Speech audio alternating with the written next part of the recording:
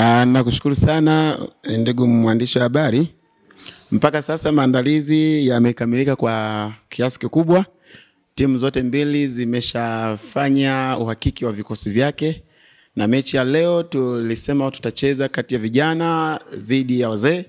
Japo wazee wamekataa kuitwa wazee, wamesema tucheze mechi kati ya waliooa na ambao hawajaoa. Wamekataa kuitwa wazee. Lakini sasa sisi vijana tumejipanga sawasawa kuhakikisha kwamba tutawafanya warejee kwenye jina lao halisi la wazee. Mpaka mazoezi ya mwisho ya jana jioni ambayo mwalimu wetu ametuelekeza, wachezaji wangu wote walikuwa kwenye hali ya utimamu kabisa kwa ajili ya kukabiliana na timu pinzani ambayo iko mbele yetu. Ni waombe kwa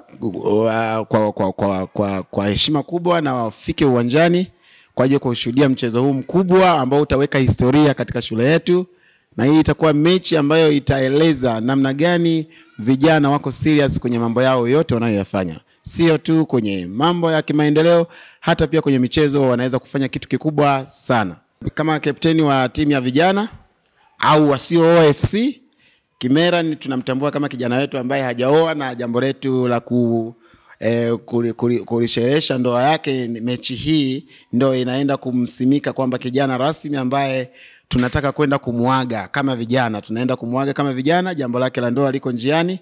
So atachezea timu ya vijana ambako timu ya wasiooa, kwa sababu tu kijana huyu bado hajaoa na jambo lake liko njiani. Na mechi hii ya leo tutaitumia rasmi kabisa kwa ajili ya kumuaga kijana huyu, na tayari sasa atakuwa kwenye upande mwingine.